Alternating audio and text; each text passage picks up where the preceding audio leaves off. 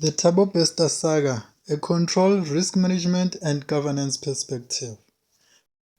In this video, I'm going to talk about the enablers of the escape, G4S's risk management, control systems at Mangaung Correctional Center, the role of the governance system, the role of assurance in flagging or hiding the escape, comments on the Parliamentary Portfolio Committee on Justice and Correctional Services. Before I continue with this video, please make sure that you subscribe to the channel, you comment, and also share. So let's look at the enablers of the escape. The biggest question here is, why was the escape successful? So it was successful because there was a lack of proper controls such as functional CCTV, smoke detectors, fire sprinklers, and a functional security management system, right? The second reason is that the risk and internal audit units are um, um, managed by the same people, by the same person, right? So we'll explain that further. The third one is the lack of effective assurance and governance system. We'll also explain it further when we deal with governance and assurance, right? Now let's look at risk management. Okay, so let's look at the risk register, G4S's risk register. So assuming that there is a risk register for Mangaung Correctional Center, the first risk that they need to identify is a risk of an escape, right? That's the first risk. Secondly, injuries, ill health of inmates, as well as fatalities within the center, right? Now, we're not going to focus on that. We'll focus on the first one, escape. Now, what is the risk indicator for an escape? An indicator is a sign that the risk is happening or is about to happen. So it gives you an indication. Now, the visits will give you an indication that there is a planned escape. So you look at the people who visit, you also look at the frequency of their visits, and then you also look at the relationship between the inmate and the staff members, because if there is a relationship, then it's possible that there will be an escape. We also look at the relationship between the visitors and the staff members. We also look at the network of the inmate within and outside. So it means if that person is well known, they have a network within and outside, then it's possible that they can plan an escape. Then we also look at the causes. So the causes of the escape in this case will be the weak controls, as well as a collusion between staff members and the inmate, or the collusion between the staff members and the relatives of the inmate. Now, the causes will be specified in the risk register. They will be specified one by one. You can't just say weak control, because when you take actions, you need to address the causes one by one. Now, you can just identify the weaknesses which have, in this case, which have highlighted as the enablers of the escape. Now, let's look at the effects. The effect for G4S will be a reputational damage as well as a financial loss. Then there is a bigger one, which is the termination of a contract, right? So that's the biggest of them all. Okay, lastly, let's look at action plans. Action plans will be the plan by management that they will put in place in order to address the risk, right? So they will put a list of actions. Most importantly, the list of actions need to address the causes. So as I've said before, you need to identify the causes one by one, and the list of actions need to address those. Now, the biggest question is, did G4S update their risk register? Did they identify any risk indicators, causes, the effect, and action plans? So let's look at the control system at Mangaung Correctional Center. So what is the control? What are the controls, or what is the control system? So the control system consists of policies, procedures, systems, the internal processes, the structures, as well as the people that are there in order to assist the company or the organization in achieving its objectives, right? Now, the biggest question is, were the controls adequate? That's number one. Then we'll also look at whether the controls were effective. But the fact of the matter is that the controls must be adequate before you can even test the effectiveness. So the question is, and were they effective? Right. Now, I've identified 3 types of controls which are relevant to this scenario. The first one is the preventative controls, which are controls at the inception to prevent an escape and other risks. Right.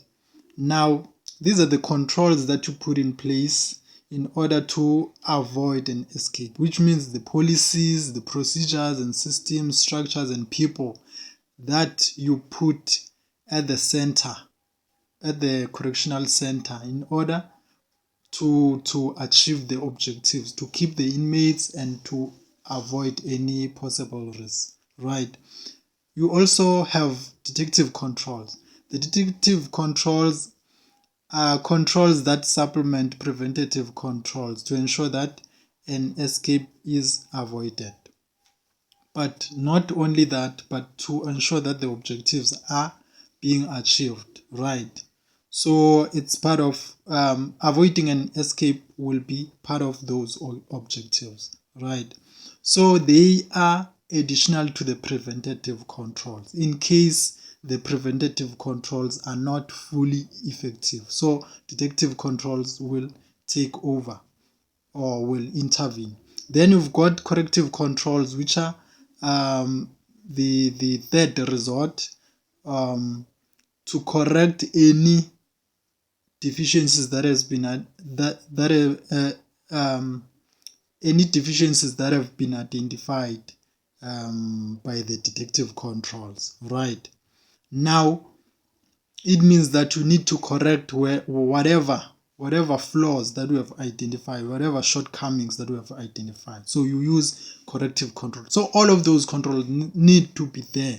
You need to know what is there to prevent any risk, what is there to detect any risk, and what is there to correct any risk, right? So to avoid an escape, to detect an escape, and to correct an escape. Now let's look at the examples, right? On preventative controls, the biggest question is, was unauthorized exit from the emergency exit denied? So you ask yourself, because when there is an emergency, when there is a fire, you've got to use your emergency exit as per your evacuation plan. Now, was access denied in that exit, or it was allowed? Now, if it was allowed, then you need to check who accessed that exit, and then they will tell you the truth, what happened on that day. Now, second question, was the vehicle carrying a corpse searched? Right, because there was a corpse that was delivered to the premises, that was allowed into the premises. Was it searched? If it was searched, then that corpse could have been identified and the escape could have been avoided if those controls were working to prevent the escape. But they were not working. If the corpse was allowed, then it means the preventative controls were partially not working. If unauthorized exit from the emergency door was allowed, then the preventative controls were not effective. Then look at detective controls. Was fire detected earlier? If it was detected earlier, then it means that body could have been identified easily, that it's not the person who they claimed that it's him. It's not the inmate who was there, right? Was the corpse in the premises detected? Because the corpse was kept in the premises before it was used during the escape. So was it detected during that time when it was kept in the premises? If the detection control were effective, then it could have been identified.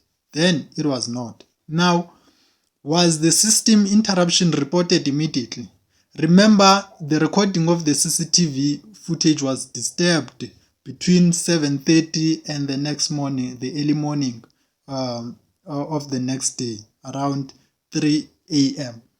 So if it was reported immediately or rapidly, then it means that escape could have been identified. Yes, could have been identified or interrupted. Right, let's look at corrective control.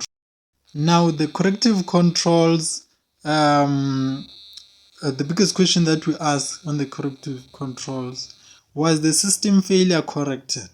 Right. So after it has been identified or detected, was it corrected? So if it's detected on time and corrected on time, then that could have been avoided. And perhaps if there was a backup, system to ensure that if some cameras are interrupted, then the backup system would take over and record everything that was supposed to be concealed, right? But then again, what system was there to ensure that when there is a person involved, because obviously the technicians are working with the system, they know how it works. So you need to introduce a system that can assist in ensuring that the person who is there at the center does not interrupt. For example, if you install a system that can never be tampered with by the person who is based at the center, a system that is managed maybe at head office, right? That can never be um, disturbed at the center, right? So we also ask a second question: was fire sprinkled or extinguished immediately? Because if it was stopped immediately, then you could be able to identify the person who is there, right?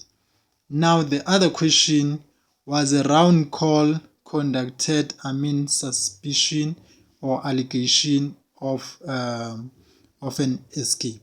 Because you need to act quickly to identify the person who is actually dead and to identify the person who has actually escaped from the premises, right? Now, all of that was not done. Okay, so let's look at the failure of the governance system.